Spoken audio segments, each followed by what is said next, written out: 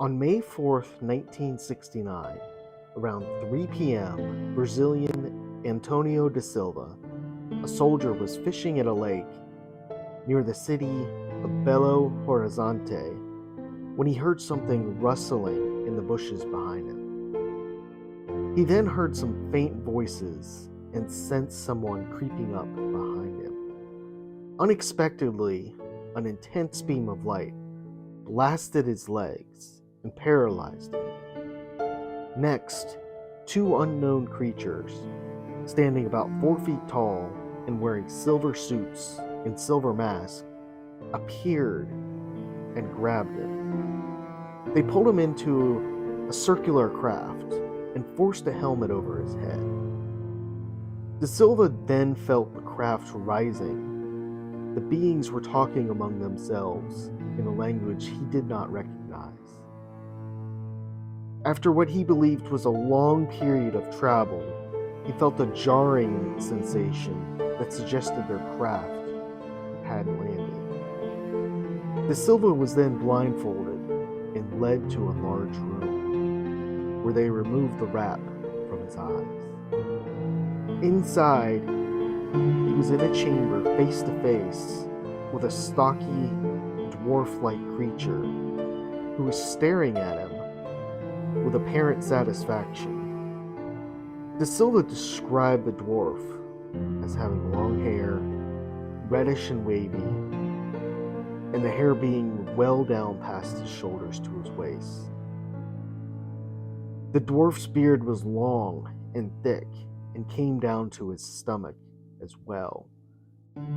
The skin was light-colored and very pale, and his eyes were round, larger than normal, and of a green shade. The brightly lit cavern was decorated with paintings of animals, landscapes, and vehicles. 4 motionless human bodies were lying on a low stone shelf, and DaSilva wondered if they'd been killed by his captors. Soon, a dozen more dwarfs, identical to the first, entered the chamber and clustered around the bewildered DaSilva. They made him drink some green liquid from a pyramid-shaped stone chalice. They then searched his pockets and helped themselves to his identity card, some fish hooks, and a single banknote. Using a mixture of sign language and drawings, the dwarf leader asked him if he would spend 3 years on Earth collecting some specimens and information for them, and then spend 7 years with them in their world. After that time, he would be returned to Earth. DaSilva rejected their offer, which made the aliens angry. Then DaSilva thought about those dead bodies and decided to pray by touching the crucifix around his neck. At this point, the leader got irritated with the crucifix, snatched it, and put it into his pocket. Then, a robed and barefoot Christ-like figure appeared and spoke to DaSilva in his native Portuguese.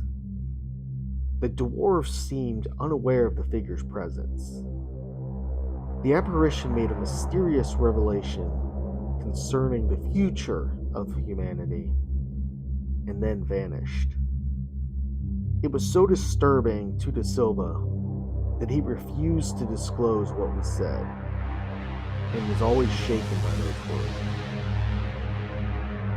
The dwarves blinded their prisoner again and then took him back to Earth. There, DaSilva found himself stranded outside the city of Vitória, about 200 miles away from where he had been abducted. Only his identity card, which the aliens had examined, had disappeared.